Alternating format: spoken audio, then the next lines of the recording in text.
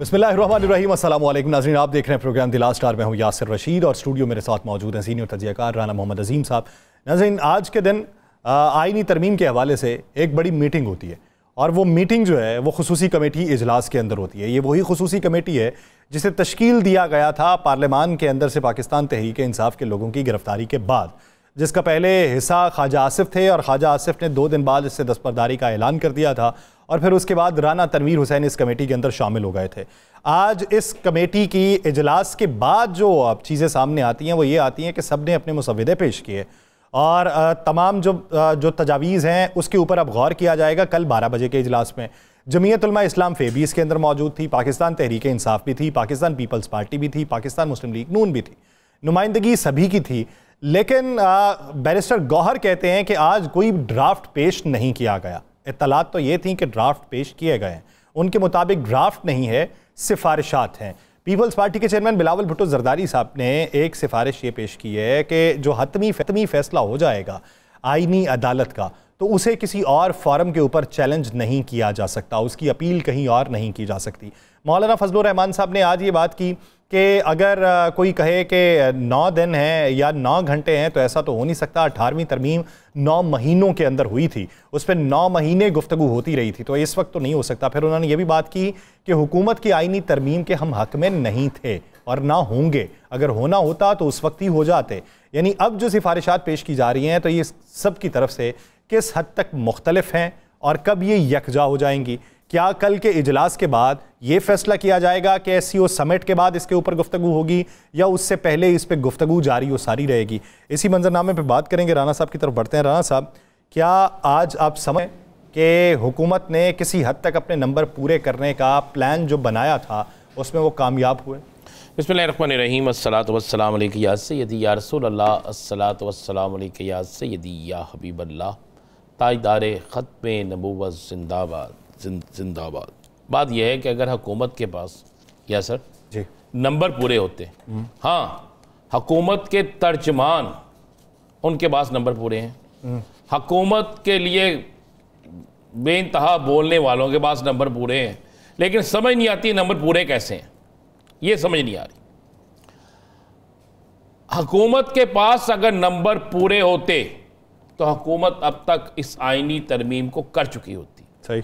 जिस हुकूमत ने आज के दिन तक नोटिफिकेशन जारी नहीं किया नए चीफ जस्टिस साहब का, जिस हुकूमत ने आज के दिन तक ये कहना गवारा नहीं किया जनाब हम फलां दिन नोटिफिकेशन जारी कर देंगे, जबकि अब पुराने जो मौजूदा चीफ जस्टिस साहब हैं उनकी अलविदाई तकरीबात जो हैं वो भी फाइनल हो गई हैं, उनकी तमाम चीज़ें फाइनल हो गई हैं, अब तो कोई चीज़ रह नहीं गई। लेकिन राजा साहब, उन्होंने वो सरकारी जो तकरीब है उसमें जाने से तो माजरत कर ली ना। उन्होंने कहा पैसे खर्च होते हैं, उन्होंने कहा जी 20 लाख खर्च होता है तो मैं उसमें नहीं जाऊंगा। हाँ, जो बार की है उसके अंदर मैं शिरकत करूंगा। अच्छी बात है, ये मैं समझता हूँ कि ये रवायत होनी चाहिए, बिल्कुल ये रवायत हर शोबे में होनी चाहिए, हर जगह होनी चाहिए कि सरकार का पैसा जो है वो इन डिनर्स पे नहीं लगना चाहिए, ख़रीदो फरोख्त पे नहीं लगना चाहिए, किसी चीज़ पे नहीं लगना चाहिए, वो अवाम का है, अवाम के कामों पर, अवाम की फलाह बहबूद पे लगना चाहिए। अच्छा, वो बार वाली 24 को है? बार वाली 24 को है। अच्छा, 25 वाली सरकारी थी, उससे माजरत की? उससे माजरत की है, वो एक सेशन ही होगा। बात यह है कि यासिर साहब अगर इनके पास नंबर पूरे होते तो मुझे एक बात बता दें, तो ये पेश ना कर देते। जिस वक्त इनके पास नंबर पूरे थे, इनके बकौल के मौलाना साहब मान जाते तो काम आज मुक गया सी। तो ये मुझे एक बात है यासिर साहब, नंबर से भी और लड़का जवान होता है ना, कहते जवान हो गया था ब्याह कर दो, वो मुंडा भी बार बार माँ प्यो तंग करता है ना, उन्हें तो जल्दी होंगी है। इन्होंने किस गल की जल्दी है? वो आईनी तरमीम है यासिर साहब, ये कोई शादी तो नहीं है, वो आईनी तरमीम है ना, उस पर मशवरा करें भाई, आवाम से पूछे। शादी पे मशवरा नहीं करते? शादी पे मशवरा यार, वो तो लड़का जल्दी कर देता है ना, कोई रिश्ता आ गया जी, हो गया, ओके हो गया जी, नहीं जनवरी नहीं दिसंबर जी कर दें। वो इनको क्या जल्दी है, मुझे बता देना था। अच्छा, वैसे इन्होंने जो उसके बाद जो रोना डाला था नंबर पूरे ना होने पहले दिन तो मैंने एक वीडियो सर साहब आज ही स्क्रोलिंग के अंदर देखी, तो वो एक घर के बाहर खड़ा है, कहता जी मेरे रिश्ते की बात इधर चली थी, हमने इनको मिठाइयाँ ला के खिलाई, हमने इनके घर फ्रूट लेके आए, इन्होंने रिश्ते से इनकार कर दिया। या तो रिश्ते की हाँ करें या हमारे फ्रूट के पैसे वापस करें। तो वो सूरत हाल लगता है इनके साथ हो रही है। मैं वही कह रहा हूं, मुझे बताएं जल्दी क्या है इतनी। जब आप कहते हैं कि हम मुल्क में आइन की हुक्मरानी चाहते हैं, ओके। जब आप मुल्क में कहते हैं, आप कहते हैं कि मुल्क के अंदर इंसाफ चाहिए, बिल्कुल ठीक है। तो आप कहीं इस 25 तारीख के बाद आपने कहीं चले जाना है? हौसला करें ना। या फिर आप कहें कि जो ख्वाजा आसफ ने कहा था वो दुरुस्त है, या फिर आप देखें असल वजह क्या है। असल मान लेनी चाहिए, कर देनी चाहिए बात।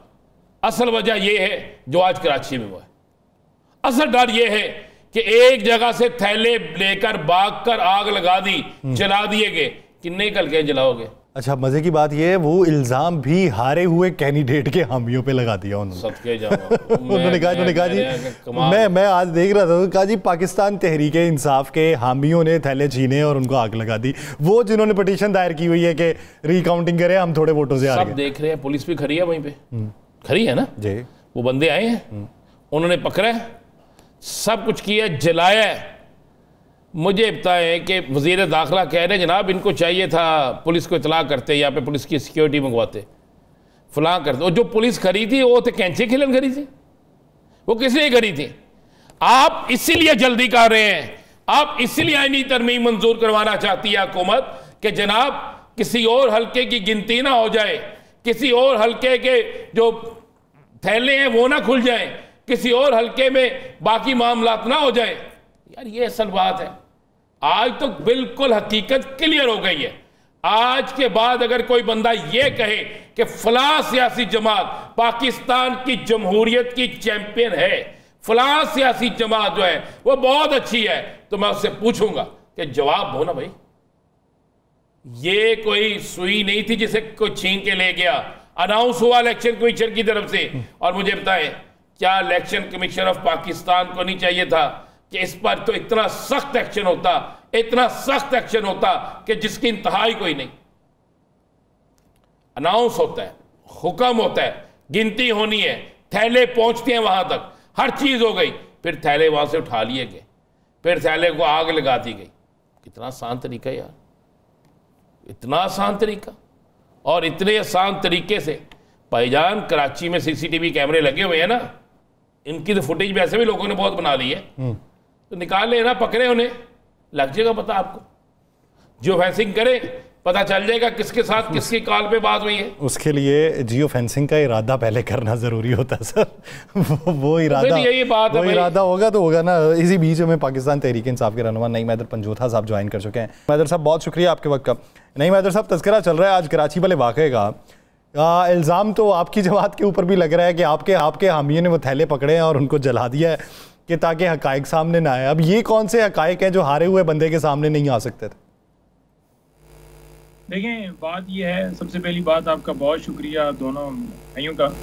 बात यह है कि पूरे पाकिस्तान के अंदर 8 फरवरी को डाका डाला गया, धांधली की गई।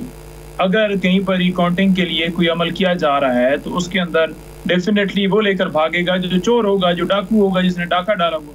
तो पाकिस्तान तहरीक इंसाफ का तो वाज़ेह मौक़िफ़ रहा है और है भी कि बिल्कुल धांधली की गई, डाका डाला गया। और जब भी रिकाउंटिंग की बात आई तो हमारी सीटें हरवा के किसी और को दी गई। जब भी हमने दरख्वास्त दी कि रिकाउंटिंग की जाए, वो दरख्वास्त कबूल भी नहीं की गई। तो ये सारी चीज़ें जो हैं वो मंजर नामे के ऊपर हैं। और मुख्तलिफ जो हैं इदारे, उन्होंने भी रिपोर्टें जारी की, जैसे कि पतन हो या दीगर हो, पपन हो। तो उन्होंने कहा कि जी बिल्कुल फलां हल्के से भी वो हार गया है, शहबाज शरीफ भी हार गया है, उसके अलावा जो तारड़ है ये भी हार गया, जितने इनके रहनुमा ये पीपल्स पार्टी वाले। तो ये डाका तो हमारे साथ डाला गया है और आज भी हमारे लोग वहाँ पर खड़े थे और उन्होंने कहा कि देखिए नामालूम लोग दाखिल हुए हैं और उनके सपोर्ट के अंदर जो पुलिस है वो मौजूद थी, लेकिन उस पुलिस ने रोकने की भी कोशिश नहीं की कि उनको रोका जाए। मुकम्मल तावन के साथ ये किया गया, वहाँ से डब्बे उठाए गए और जलाए गए, पेपर सारा कुछ किया गया। तो ये एक अफसोसनाक सूरत हाल है, क्योंकि इसके अंदर अगर हम देखें तो इलेक्शन कमीशन भी उसके अंदर इन्वॉल्व है। जो पहले इलेक्शन हुआ या जो अब रिकाउंटिंग है या कोई भी अमल है, या सुप्रीम कोर्ट का फैसला या आप रख लें, तो अमल नहीं उसके ऊपर करना वाज़ेह सबूत देता है कि इलेक्शन कमीशन एक पार्टी बना हुआ है, जो कि सुप्रीम कोर्ट भी कह चुका है कि आप पार्टी ना बने, आपका काम है गैर जानबदारी से काम करना। तो सारे अमल के अंदर अगर देखा जाए, चाहे ट्रिब्यूनल हो, चाहे वो इलेक्शन कमीशन हो। नहीं हैदर साहब, एक बड़ी सोशल मीडिया पे खबर कई दिन से गर्दिश कर रही है कि चौधरी निसार साहब तहरीक इंसाफ को अब ज्वाइन करने जा रहे हैं, कोई ऐसी इस खबर में कुछ सदाकत है या सिर्फ प्रोपेगेंडा है? देखिए, खबरें तो जो है वो चल रही थी और आजम सवाती साहब ने भी उनको जो है दावत दी है, लेकिन जहाँ तक बात है, हमने कमेटी के अंदर भी डाला कि क्या कोई उनकी तरफ से कोई बात हुई है, कोई ज्वाइनिंग के हवाले से कोई इस तरह का अमल बनाया गया है या कोई इस तरह की मुशावरत है। तो वहाँ पर यही बताया गया कि ये जो खबर चल रही है, ये जो टिकर चल रहा है, ये फेक है। जहाँ तक बात है कि वो आए ज्वाइन करें, तो बिल्कुल मैं तो कभी भी नहीं कहूँगा कि ना ज्वाइन करें। डेफिनेटली पार्टी ने खान साहब के साथ मुशावरत के साथ जो भी फैसला करना है तो उस हिसाब से करके फिर उस हिसाब से उनको वेलकम किया जाएगा। लेकिन पहले डेफिनेटली एक मुशावरत है, मुशावरत अभी नहीं हुई। खान साहब के ऊपर मुलाकातों के हवाले से भी पाबंदी लगाई गई है और वो आपको पता ही है कि उसके अंदर मेरे भाई को भी उठा लिया गया है, जो 3 दिन से अभी बाज़ाब्त करवाने के लिए हम 12 हाई कोर्ट से रजू भी किया है, जहाँ पर उन्होंने जानबूझकर ये 17 के बाद 18 की डेट दी है कि ये जो शंघाई जो तावन कॉन्फ्रेंस हो रही है ये गुजर जाए, उसके बाद जो है वो उनको जो है बाजियाब किया जाए, ताकि खान साहब से इस दरमियान किसी की मुलाकात ना हो सके, जिसमें इंतजार भी टारगेट हुए या उनकी बहनें भी हुई या आज की पिटीशन भी हमारी खारिज हुई है। अच्छा, ये बताइए कि जब आप लोगों की हुकूमत थी, OIC कॉन्फ्रेंस हो रही थी, तो PDM ने एक बात की थी कि हम देखते हैं अगर हमारे मुतालबे के ऊपर अमल नहीं होता तो हम देखते हैं OIC कॉन्फ्रेंस कैसे होती है। PTI ने मौक़िफ़ ये अपनाया था कि आपसी जो ताल्लुकात हैं या आपसी तहफ़्फ़ुज़ात हैं उन्हें एक साइड पर रखें।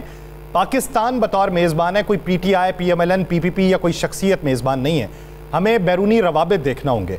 अब उन्हीं तारीख़ों में अगर पाकिस्तान तहरीक इंसाफ इस्लामाबाद की तरफ जाने का प्लान बनाएगी तो ये बैनुल-अक़वामी सतह पे तासुर क्या होगा? आपसी रंजिशें तो एक तरफ, बैनुल-अक़वामी सतह पे तो पाकिस्तान को ही देखा जा रहा है। देखिए, बैनुल-अक़वामी सतह पर तहरीक इंसाफ जो है वो नहीं बदनामी करवा रही। बैनुल-अक़वामी सतह के ऊपर ये फॉर्म 47 वाले जो है बदनामी करवा रहे हैं। किस रूह से जो शहबाज शरीफ साहब हैं वो वेलकम करेंगे, किस चेहरे से करेंगे, जबकि उन्हें खुद पता है कि मैं हारा हुआ हूँ और उनको भी पता है जो आ रहे हैं पाकिस्तान के अंदर। पूरी दुनिया को पता है कि डाका डाला गया है और पूरी दुनिया ने देखा है कि 90 दिन के अंदर इलेक्शन नहीं करवाया गया और ये ऐसी तरमीम लाकर जो है वो आगे मुल्क को बढ़ाना चाहते हैं, जहाँ से एक शख्स जो है अपनी मर्जी के मुताबिक मुल्क चलाएगा। पूरी दुनिया ने देखा है कि जिस तरह ह्यूमन राइट्स की वायलेशन पाकिस्तान में हुई हैं, हो रही हैं, या एक खान साहब हों या दीगर हमारे जितने लोग हों, वो तमाम लोगों को जिस तरह से जेल में डाला गया है, मुकदमात बनाए गए हैं, या आए रोज दहशतगर्दी 302 और दीगर सारी चीज़ें चल रही हैं। और इसी तरह साथ साथ जो पार्लियामेंट है, पार्लियामेंट के नुमाइंदान जितने मेंबरान हैं वो भी महफूज नहीं, उनके घरों में भी इसी तरह से छापे, गिरफ्तारियां।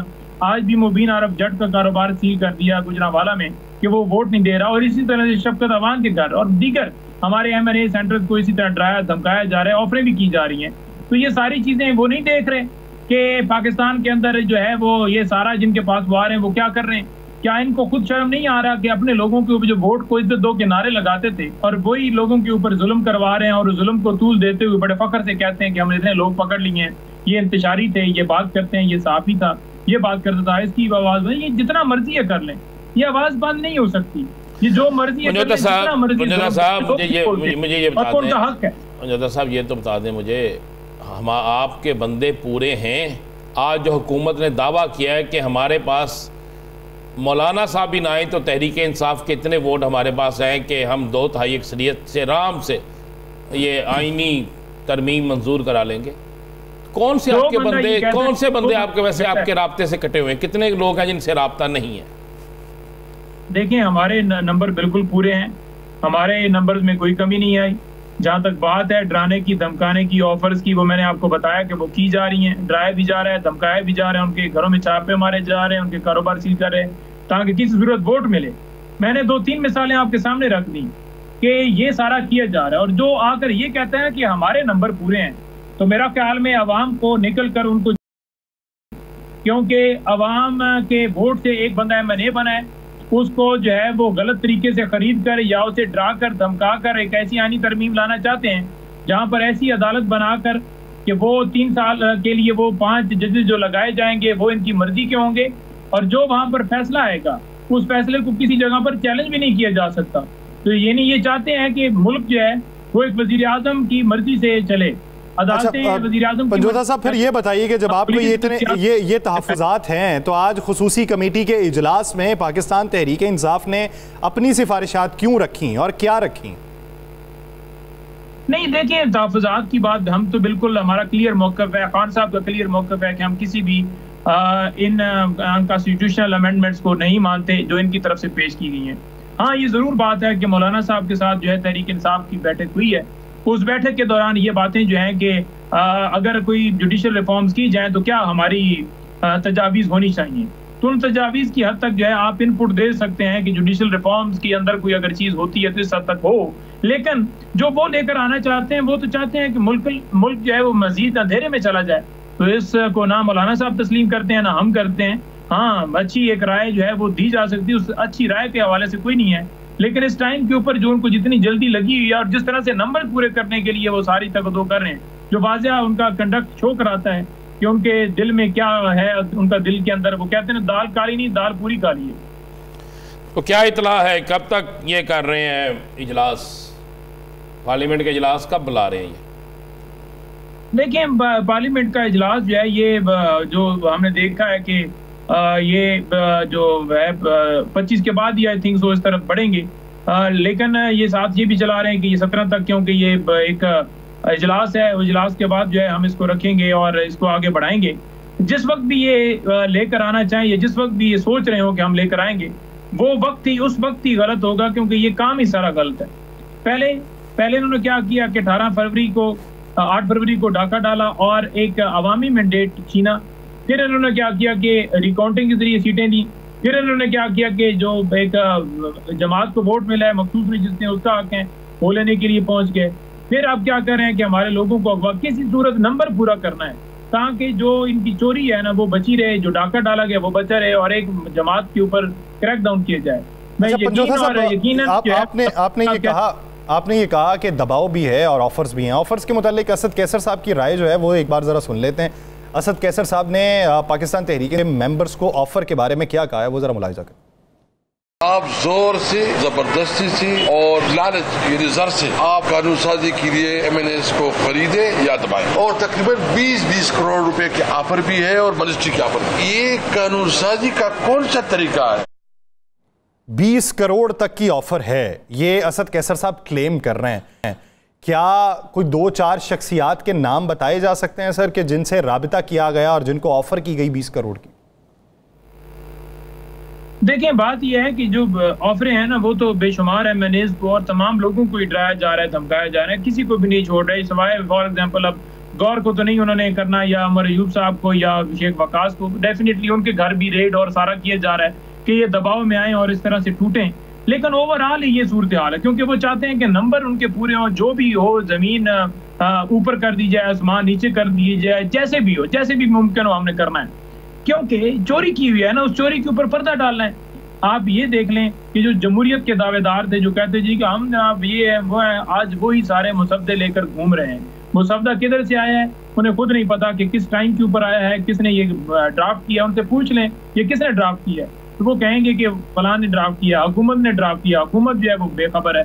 तो ऐसी चीज़ जो है इस मौके पर इसलिए लाई जा रही है। मैं वो जो बात मेरी डिस्कनेक्ट हो गई, मैं बड़ा वसूख से कहना चाहता हूँ कि ये तहरीक इंसाफ के ऊपर पाबंदी लगाएंगे, फ़ौरन ही जो ही तरमीम होगी ये रेफरेंस भेजेंगे उस आईनी अदालत में।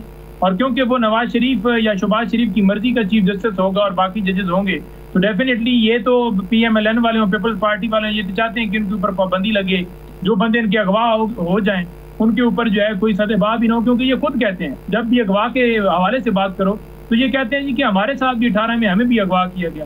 हाँ, नहीं कहो कि झूठे मुकदमात है सारा, वो कहते हैं हमारे साथ भी किया गया। ये नहीं उसके मजम्मत नहीं करते कि ये गलत है। हमारे दौर में बताएं कि किसी को अगवा किया गया हो, हमारे दौर में बताएं कि प्रेस कॉन्फ्रेंस करवाई गई हो, हमारे दौर में बताएं कि इस तरह से डाका डाला गया फॉर्म 47 के मुताबिक। यानी आपको ये लगता है कि अगर आईनी अदालत बन गई तो उस अदालत के तनाजुर के अंदर आपकी पार्टी के ऊपर पाबंदी लगाई जाएगी, बैन कर दिया जाएगा, डीलिस्ट कर दिया जाएगा, और ये जो है अपनी मर्जी के जजेस से करवाएंगे। बहुत शुक्रिया पंजोथा साहब इस हवाले देने के लिए। नहीं मैदर पंजोथा हमारे साथ मौजूद है। एक ब्रेक लेते हैं। पाकिस्तान पीपल्स पार्टी की रहनुमा पलवशा खान साहिबा हमें ज्वाइन करेंगी, कहीं नहीं जाएगा, स्टे विद अस।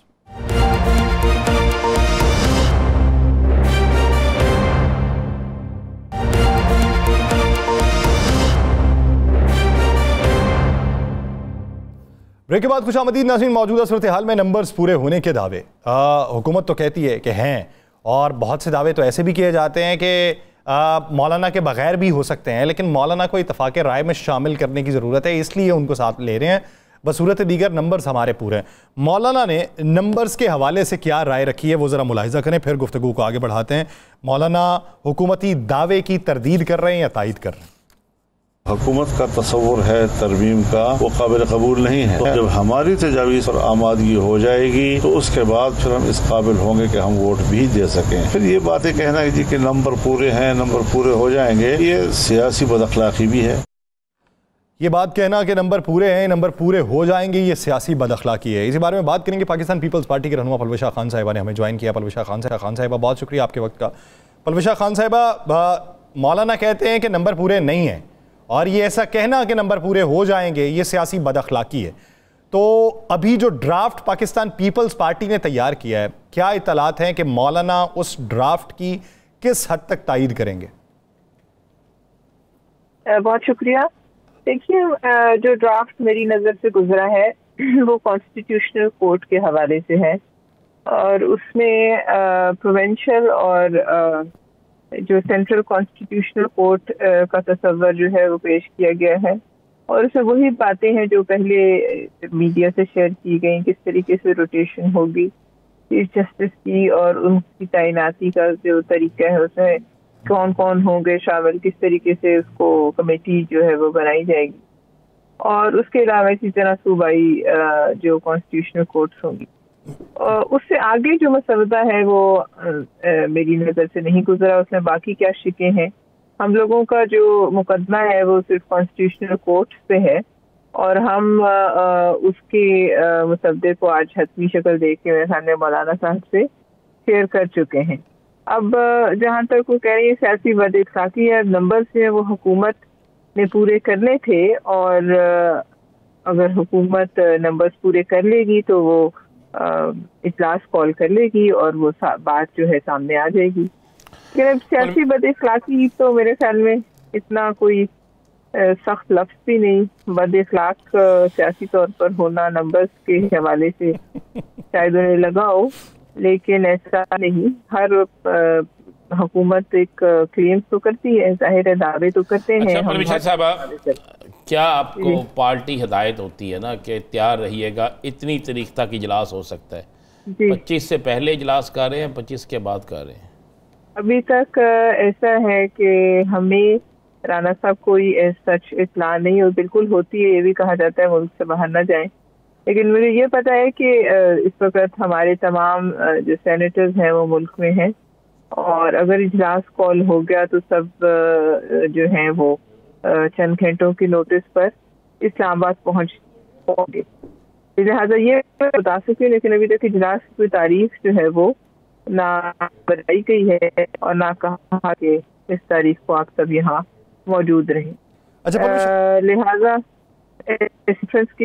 हम तक तो नहीं लगता कि कुछ ऐसा कुछ होने वाला है, और हो भी के बाद मंजरनामा होगा उसमें फिर आप देख रहे हैं अभी एक एहतजाज की कॉल भी आ गई है सामने, तो हालात जो है वो कोई मुझे सुलझते हुए तो नजर नहीं आ रहे। लेकिन वो एहतजाज की कॉल में वो मौक़िफ़ यह अपनाते हैं कि आप हमें मुलाकात की इजाज़त दे दें, हमें एहतजाज को कैंसिल कर दें। देखिए, ये एक बहुत ही अफसोसनाक बात है कि इतनी बड़ी पॉलिटिकल पार्टी जिसके इतने चाहने वाले हैं हर जगह, मतलब ये मुलाकात जो है ये 18 के बाद नहीं हो सकती।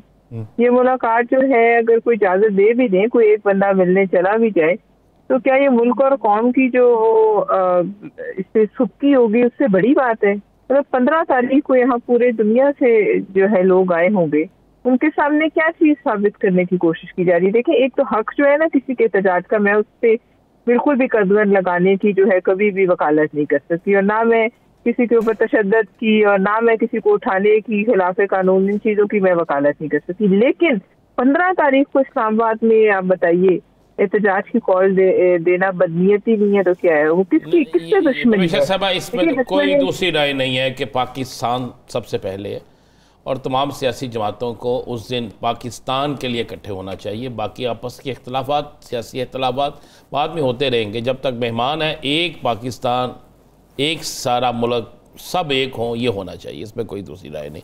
अच्छा पलविशा साहब, आज एक कराची में वाक़या हो गया, वो दिन दिहाड़े बेल्ट पेपर के थैले उठा के ले गए, उसे आग लगा दी कि क्या बना, कुछ पता चला है वो कौन थे?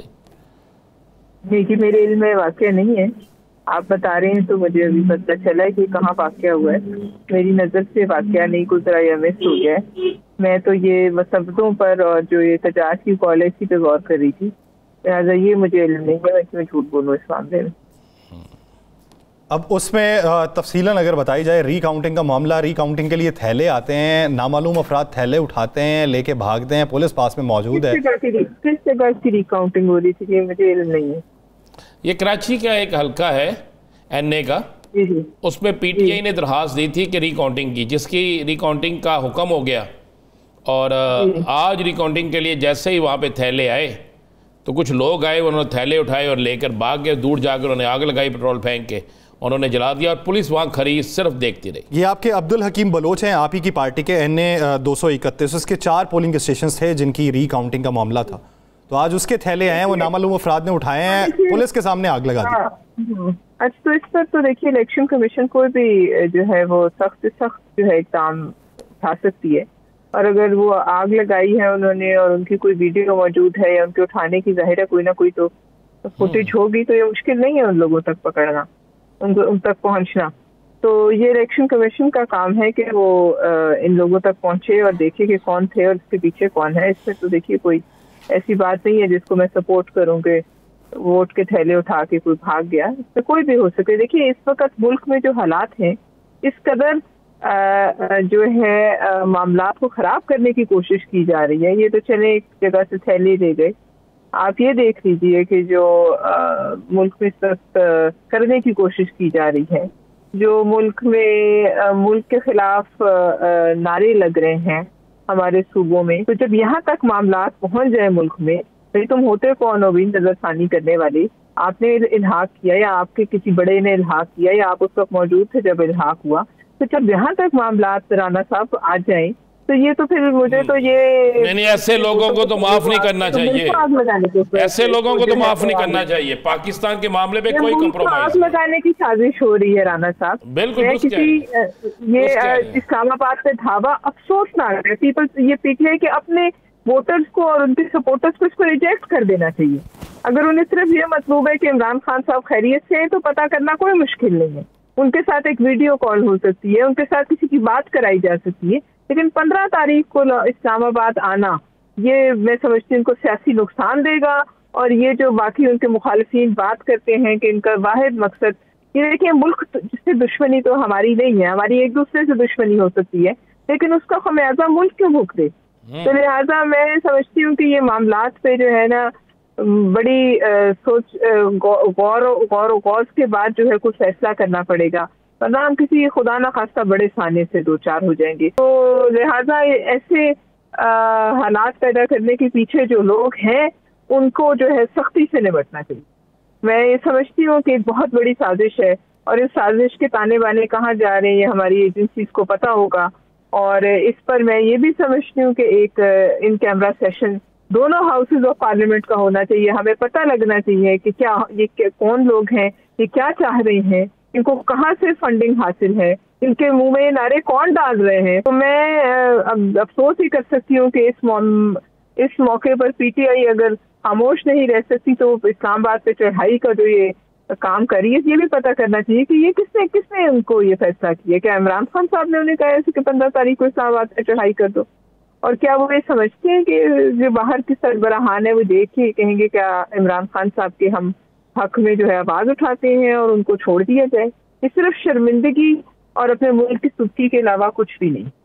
अच्छा पलवशा खान साहिबा, मौलाना फजलुर रहमान साहब ने एक तजवीज़ रखी, उन्होंने कहा जी कि अगर आपको इतना ही है, और कहा यह जाता है कि पाकिस्तान पीपल्स पार्टी के सामने रखी कि आप 19वीं तरमीम को कलअदम कर दें और 18वीं को बहाल कर लें, अगर इसी ऑप्शन पे आना पड़ता है तो ये पीपल्स पार्टी को किस हद तक काबिल कबूल होगा? देखिए इस पर मुझे, मैं चूँकि साथ नहीं थी जब बातचीत हुई, लिहाजा देखिए मैं पीपल्स पार्टी ने कहा है कि हम कंसेंसस से चलेंगे। ये बात तो उन्होंने बिलावल साहब ने बिल्कुल सीधी और साफ साफ कर दी है कि हम कंसेंसस के अलावा किसी चीज़ को बुलडोज करने पर यकीन नहीं रखते। और ये इतना बड़ा मामला है, इसको बुलडोज होना भी नहीं चाहिए और इसीलिए इसमें देर लग रही है। और वो भी कोई इतनी बुरी बात नहीं कि कंसेंसस से अगर कोई काम हो जाए तो वो देर पा होता है। तो लिहाजा हमें अगर ये भी मौलाना साहब ने कहा तो इस पर भी गौर होगा, और जो बात सबको काबिल कबूल होगी तो वो एक जो है तरमीम मसवदा जो है वो फिर कौम के सामने आ जाएगा। इस वक्त सब अपने अपने मसवदों पर काम करें, ये भी एक अच्छी बात है। मैं समझती हूँ कि सब इस बात पर तो राजी हो गए कि हम अपना अपना पॉइंट ऑफ व्यू लेकर आते हैं, उसके जब वो आ जाएगा तो उसमें से जो कॉमनैलिटीज हैं उनको एक जैसी, जहाँ हम एक दूसरे की बात मान सकते हैं, वो एक हतमी शक्ल इख्तियार कर लेगी। अच्छा पलवेशा साहब, आप क्या समझ रही हैं कि सियासी हालात को जब आप बहुत से मामलात पर तमाम सियासी जमातें इकट्ठी हो जाती हैं, अब मसलन इसी तरमीम के मामले पर तहरीक इंसाफ भी आ रही है, तो क्यों ना कल तहरीक इंसाफ के लोगों के साथ सारे लोग ये बात करें कि आप ये क्या कर रहे हैं और इस कॉल को भी वापस लें और इसके बाद सियासी जो लड़ाई लड़नी है उसके बाद लड़ें। देखिए जी राना साहब, ये बहुत सीनियर लोग हैं, ये हुकूमत में भी रहे हैं, इससे पहले मुख्तलिफ पार्टीज में भी रहे, ये पहली दफा नहीं आए। इनमें से अक्सर वो लोग हैं जो हुकूमती तजर्बा रखते हैं, जो मामलात को समझते हैं। तो वो अगर खुद इस बात को चैलेंज नहीं करे अपनी किसी मजलिस आमला में या किसी मीटिंग में या किसी मशावरत में कि 15 तारीख को अगर वो इस्लामाबाद पे धावा बोलेंगे, तो फिर आप क्या क्या क्या समझते हैं कि उन पे कौन सा स्टिकर लगेगा? अगर वो समझते हैं कि इस तरीके से वो अपने लिए या अपने लीडर के लिए आसानियां पैदा करे, तो फिर वो करके देख ले।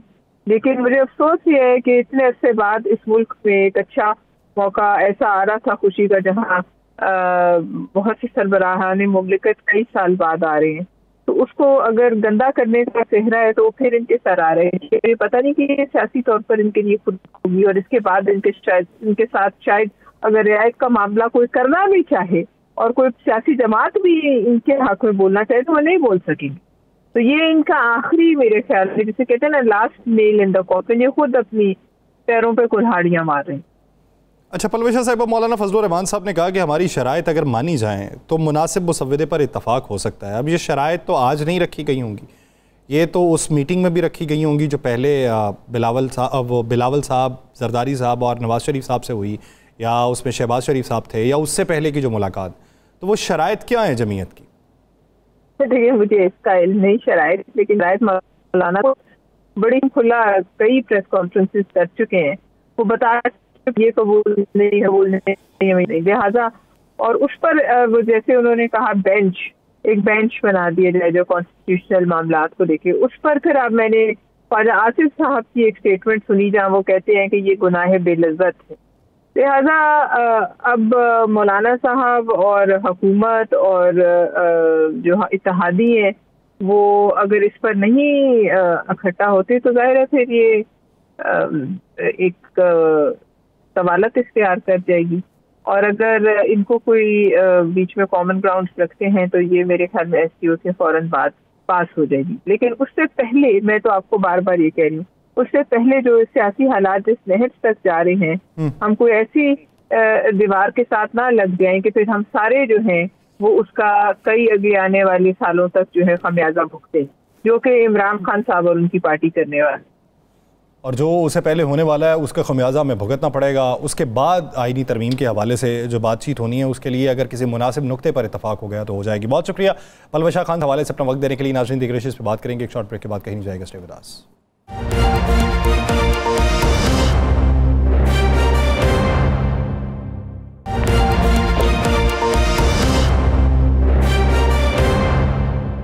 खुशामदीद नाज़रीन, मौजूदा सूरत हाल में हमने पाकिस्तान पीपल्स पार्टी का मौक़िफ़ भी जान लिया, PTI का मौक़िफ़ भी जान लिया, हुकूमती मौक़िफ़ सबके सामने है। हुकूमत ये समझती है कि उनके नंबर्स पूरे हैं और नंबर्स पूरे होने के बावजूद वो तमाम को इत्तफ़ाक़ राय के अंदर शामिल करना चाहते हैं, लेकिन नंबर्स पूरे होने के जो दावे हुकूमत करती है वो दावों की हकीकत दिखाई नहीं देती। लेकिन जहाँ तक बात है आईनी मुसव्वदे के हवाले से, आईनी मुसव्वदे में किसकी क्या सिफारिशात हैं, कौन सी ऐसी सिफारिशात हैं जिस पे बुनियादी तौर पे एतराज़ात हैं, कुछ पे कम एतराज़ात हैं और कुछ पे नेगोशिएशन हो सकती है, सोच विचार की जा सकती है, लेकिन उसके लिए वक्त दरकार है, और कौन सी ऐसी हैं जिस पे कुली तौर पे क्रॉस है और उस पे कतई तौर पे बात नहीं हो सकती। जमीयत उलमा इस्लाम फ़े ने अपना क्या मुसव्वदा तैयार किया और क्या शराइत हुकूमत के सामने रखी कि जिसके बाद मौलाना फजलुर रहमान साहब ने कहा कि अगर हमारी शराइत को मान लिया जाए तो मुसव्वदे के ऊपर अमल हो सकता है, इसके ऊपर सोच विचार हो सकती है। इसी बारे में बात करेंगे। हमें ज्वाइन किया है जमीयत उलमा इस्लाम के सीनियर रहनुमा असलम गारी साहब ने। असलम गारी साहब, बहुत शुक्रिया आपके वक्त का। असलम गारी साहब, आज जो खुसूसी कमेटी का इजलास था, उस इजलास में जमीयत उलमा इस्लाम फे ने अपना क्या मुसव्वदा पेश किया है और कौन सी ऐसी शिकें हैं कि जिसके ऊपर जमीयत कहती है कि इसके ऊपर कतई तौर पे अमल दरामद नहीं हो सकता? देखिए, आज तो हुकूमत ने अपना मसवदा हमें दिया है, पहली दफ़ा बाकायदा कमेटी के अंदर पेश किया है। इससे कबल जो उन्होंने दिया था उसको तो हम लोगों ने मुस्तरद कर दिया था और हमने कहा था कि ये हमारे लिए काबिल कबूल नहीं है। खुसूसन उसमें आइन के आर्टिकल 8 को छेड़ा गया था, फौजी अदालतों के हवाले से था, इस तरह की चीज़ें हमने उस वक्त उनको सब चीज़ों को, और बहुत सी चीज़ें थी, 56 के 56 के करीब आर्टिकल्स थे, हमने सबको उन्होंने पहले तो उन्होंने कहा कि इसको आप बैठ के कोई मसले को हल कर लें, लेकिन हमने कहा कि अगर इसको छेड़खानी करेंगे तो इसमें कुछ भी नहीं बचेगा, सारा कुछ खिचड़ी बन जाएगी। तो फिर उसके बाद ये फैसला हुआ कि इसको मुस्तरद करते हैं, तो हमने उसको मुस्तरद कर दिया था। अब आज जो मसवदा उन्होंने दिया है हम उस पर ज़ेर गौर है, हम उस पर गौर कर रहे हैं और हमने कुछ अपनी चीज़ें भी तैयार की हैं जिसमें जनाब पीपल्स पार्टी ने और हमने आपस में बैठे भी हैं। तकरीबन हम कोई 85 से 90% तक हम दोनों पार्टियां के किसी हद तक एग्री भी हो गए हैं, तो इसको मस्जिद आगे बढ़ा रहे हैं। इंशाल्लाह ये इसको आगे की तरफ लेके जाएंगे इंशाल्लाह। अच्छा गौरी साहब, आपकी मैंने एक स्टेटमेंट सुनी कि आईनी तरमीम के हवाले से ही थी कि आईनी अदालत नहीं आईनी बेंच होना चाहिए। आप क्या समझते हैं, आईनी बेंच या आईनी अदालत? देखिए, आईनी अदालत प्रपोजल तो मौलाना फजल रहमान साहब की थी, पार्लियामेंट हाउस के अंदर तकरीर करते उन्होंने कहा था, और लेकिन ये कि इसको डेडलॉक नहीं करना चाहिए कि आईनी पार्लियामेंट पे हम अड़ जाएं और कहें जी उसके अलावा आईनी अदालत पे अड़ जाएं, हम कहें जी कि कॉन्स्टिट्यूशनल कोर्ट के अलावा हमारा गुजारा नहीं है। तो उसका मुतबादल जो हमने पेश किया है वो है कि इसको हम क्यों ना इसी कोर्ट के अंदर एक बेंच बना दिया जाए, 5 रुकनी या जो भी मुनासिब समझा जाए, और वो बेंच आईनी मुकदमा सुने, क्योंकि हम समझते हैं कि 200 के करीब टोटल मुकदमात हैं आईनी जो पेंडिंग है इस वक्त, जबकि 65,000 के करीब अवामी मुकदमात पेंडिंग है। तो 200 मुकदमात के लिए अगर हम अदालत बनाएंगे तो हम भी ये समझते हैं कि इस वक्त वो इतना वर्केबल नहीं होगी। आगे जाके सोचा जा सकता है, अगर काम का ज्यादा जरूरत पड़ेगी तो फिर उसको बढ़ाया जा सकता है, लेकिन अगर आज इस डेडलॉक को खत्म करने के लिए हम आईनी बेंच की शक्ल में ले जाएं तो मैं समझता हूँ इसमें कोई मजायका तो नहीं है जी। अच्छा, क्या ऐसी कोई सिफारिश रखी गई कि 19वीं तरमीम को मुअत्तल कर दें, 18वीं को बहाल कर दें? बिल्कुल ठीक है, ये इसमें सिफारिशात हैं कि 19वीं तरमीम जो हमसे ज़बरदस्ती ली गई थी, 18वीं तरमीम को बहाल किया जाए। 19वीं तरमीम को जजों के अपॉइंटमेंट और दूसरे मसाइल जो हैं उसके बारे में आपको याद होगा कि सुप्रीम कोर्ट के उस वक्त चीफ साहब थे, उनके कहने पे ये की गई थी 19वीं ना चाहते हुए भी। तो ये है तजावीज़ में शामिल है कि 19वीं को ख़त्म किया जाए और 18वीं को बहाल किया जाए। अच्छा गौरी साहब, के हवाले से गौरी साहब क्या इम्कानात है, कब तक आईनी तरमीम पर बहस और मुशावरत सारी मुकम्मल हो जाएगी? देखिए, हम तो पीपल्स पार्टी और हमारे दरमियान में मैं समझता हूँ कि 16-17 तक हम किसी न किसी स्टेज पे पहुँच जाएंगे, और हमारी कल भी एक बैठक हो रही है और शायद इसके बाद 15 को भी एक बैठक होगी। हम उस पर काम कर रहे हैं और जब ये हो जाएगी, हम दोनों पार्टियां हो जाएंगी, तो हम इसके साथ साथ पीटीआई को भी ऑन बोर्ड ले रहे हैं, इसलिए कि पीटीआई भी अपोजिशन में, हम भी अपोजिशन में है, तो हम अपोजिशन पार्टी को, अपने साथी पार्टी को हम उसमें ऑन बोर्ड लिया हुआ है। हमारे परसों आए भी थे, उनसे बैठ के हमने बात भी की है, सारी चीज़ें रखी हैं उनके सामने और इसमें मुतमिन भी थे। हमारी गुफ्तगू से आपने फुटेज देखे होंगे। तो हम कोशिश कर रहे हैं कि कंसेंसस से ऐसी आईनी तरमीम आ जाए जो सबको काबिल कबूल हो, और अगर कोई राणा साहब ऐसी चीज़ आ जाती है जो मुतनाज़ा होती है, तो ये 1973 का आइन जो हमारे पास एक मौजूद है और जिसको हम सब कहते हैं मुतफिक और मुश्तरका आइन है, तो फिर ये पूरा मुतनाज़ा हो जाएगा। उस आइन को भी तो हमने बचाना है जी। अच्छा असलम गौरी साहब, जैसे आप बात कर रहे हैं कि पाकिस्तान तहरीक इंसाफ अपोजिशन में उसको लूप में लेंगे, तो क्या पीटीआई का अपना कोई ड्राफ्ट है या फिर आपके ड्राफ्ट में उनकी कोई सिफारिशात होंगी? देखिए, मैं समझता हूँ जो कल हमने मीटिंग में डिस्कस की और जो चीज़ें मैं बैठे होता हमने उनको बताई है, तो उस पर तो वो सारे मुतमिन थे, कोई ऐसी बात नहीं थी। अच्छा। और हम उनको इंशाल्लाह आज या कल तक ड्राफ्ट की कॉपी दे देंगे। कोई ऐसा मुतमिन मुझे नजर नहीं आ रहा था। कल की हमारी जो गुफ्तगू हुई है दोनों पार्टियों के बिटवीन में, तो मुझे उसमें नजर नहीं आया कि उनको कोई बड़ी चीज नजर आई हो। हामिद खान साहब थे, सलमान अकमल राजा साहब थे, बैरिस्टर गौर खुद एक बैरिस्टर हैं, तो सारे वकला थे, रऊफ साहब थे, तो सबके सामने जिस चीजें हमने रखी है कि ये जो हमारी तजावीज है जिसको हम फाइनल करने जा रहे हैं, तो वो उससे मुतमईन थे जी हमारी इस गुफ्तगू से। अच्छा असलम गौरी साहब, आपने कहा 16 या 17 तक आप इस पे कोशिश करके फाइनल कर लेंगे, तो इसका मतलब है 25 से पहले फिर आप समझते हैं कि इसको मंजूर करवा लिया जाएगा? देखिए 25 वाला मामला जो है मैं समझता हूँ ये हमारा हेडेक नहीं है। हमारा हेडेक ये है कंसेंसस से मुश्तरका तौर पे एक आईनी तरमीम लाई जाए जो पूरी कौम को काबिल कबूल हो, और पूरी, चूंकि आईनी तरमीम तो राणा साहब आप जानते हैं पूरी कौम के लिए होती है, किसी फर्द किसी पार्टी किसी अदारे के लिए तो हम आइन को ऊपर नीचे नहीं कर सकते। फिर मार्शल लॉ हो गया ना जी, आइन को फिर अपनी मर्जी से हमने अगर रीराइट करना है तो मैं समझता हूँ कि ऐसा नहीं होगा। हमारा टारगेट ना 25 है, ना 28 है, ना 30 है। कौन आता है कौन जाता है ये एक सिस्टम है मुल्क में बना हुआ, उस सिस्टम को चलना चाहिए, और ना हमें जजों को मुतनाज़ा हमें नहीं करना चाहिए, और ना ही जजों के फैसलों में उनका कहीं भी ये सूरत नजर आए कि वो किस पार्टी को सपोर्ट कर रहे हैं। मैं समझता हूँ फिर अदलिया की ये तौकीर होगी और तौहीन होगी, और फिर अगर अदलिया से एतमाद उठ गया तो फिर हम कहाँ जाएंगे। अच्छा असलम गौरी साहब, जिस तरीके से मौलाना ने कहा कि 9 महीने लगे थे 18वीं तरमीम पे बहस व मुबाहिसे में, अब कोई कहे कि 9 घंटे या 9 दिन तो ये बात तो नहीं चलेगी, तो आप क्या समझते हैं कि जब आपको ये मालूम है कि आवाम के लिए होनी है, किसी फ़र्द वाहिद के लिए या किसी इदारे के लिए तो नहीं है, तो इस पर कितना वक्त आपको दरकार होगा, यानी जिस पे पूरा बहसो मुबाहिसा हो जाएगा? क्योंकि 1-2 शिकें तो हैं नहीं, सुनने में ये है कि आपकी 23 शिकें हैं, हुकूमत की 54 है, पीपल्स पार्टी की पता नहीं कितनी है, वो मुश्तरका तौर पे कोई ड्राफ्ट बनता है तो फिर मालूम पड़ेगा कितनी है, तो कितना वक्त दरकार होगा इसमें? जी हमारा अगर मुश्तरका ड्राफ्ट जो हमारा 16-17 तक सामने आ जाता है तो फिर उसके बाद हम PTI से शेयर करेंगे, 1-2 दिन तो वो भी लेंगे, उन्हें भी अप्रूवल कर देनी होगी। फिर उसके बाद वो जो है पीपल्स पार्टी है वो अपने इत्तेहादियों से शेयर करेगी, जो हुक्मरान पार्टी है उससे शेयर करेगी, या जो लोग भी हैं, तो मेरा ख्याल उस पर टाइम तो लगेगा। 25 तो मुझे नजर नहीं आ रही, 25 गुजर भी सकती है और 25 के करीब हो भी सकते हैं। अच्छा, पीपल्स पार्टी ने कहा है कि हुकूमत का दावा है कि हमारे नंबर पूरे हैं, हुकूमत का भी दावा है हमारे नंबर पूरे हैं, मौलाना साहब को हम सब इसलिए ले रहे हैं कि मौलाना साहब को लेना ज़रूरी है, नहीं तो हमारे नंबर पूरे हैं। आप समझते हैं, मौलाना साहब ने तो आज कह दिया ये बद अखलाकी है जो वो कह रहे हैं, तो आप समझते हैं कि हुकूमत के पास नंबर पूरे हैं? देखिए बात वही है राणा साहब, इसका मतलब ये है तो आप एक मुतनाज़ा तरमीम ला रहे हैं ना, बात तो फिर वही हो जाएगी। अगर आप बाकियों को ऑन बोर्ड नहीं लेंगे और वो अगर आप अपनी मर्जी की तरमीम लाना चाहते हैं तो फिर काबिल कबूल तो नहीं होगी, अपोजिशन को काबिल कबूल नहीं होगी तो वो हुकूमत की होगी ना जी। तो मैं तो समझता हूँ कि हुकूमत को ऐसा कदम नहीं लेना चाहिए, और ये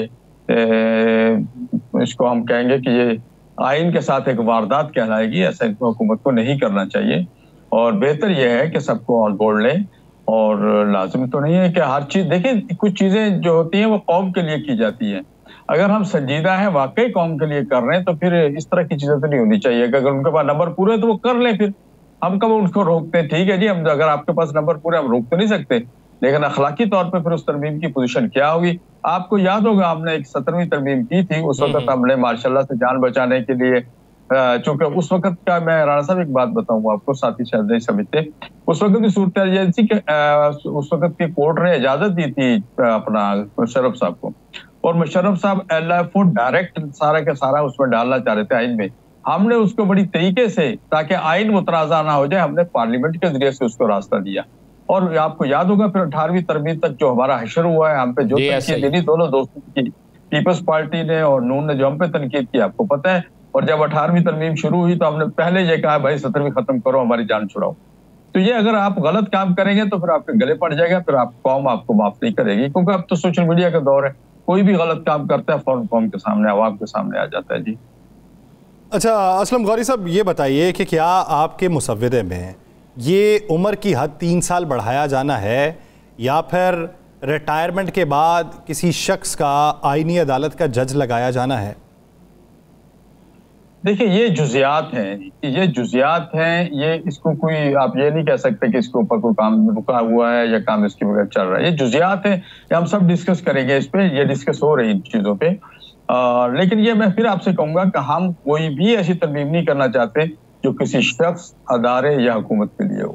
आपने और साहब बड़ी अच्छी बात की है। हमेशा पाकिस्तान के अंदर ऐसा होता था, जहाँ तक मैंने देखा है कि आने वाला कोई भी चीफ जस्टिस साहब हो, उनका नोटिफिकेशन महीना पहले, 1.5 महीना पहले या 10 दिन पहले कर दिया जाता था, या 15 दिन पहले कर दिया जाता था। ऐसी क्या मसला है कि अब जब फाइनल हो चुका है कि जस्टिस काजी फायदी साहब जा भी रहे हैं, उनकी अलविदाई तकरीबात भी फाइनल हो गई हैं, सब कुछ फाइनल हो गया है, और मौलाना साहब भी कह रहे हैं कि जा रहे हैं, बिल्कुल नहीं जाना चाहिए, तो फिर भी नोटिफिकेशन नया जिसको भी बनाना है उसका क्यों नहीं जारी किया जा रहा?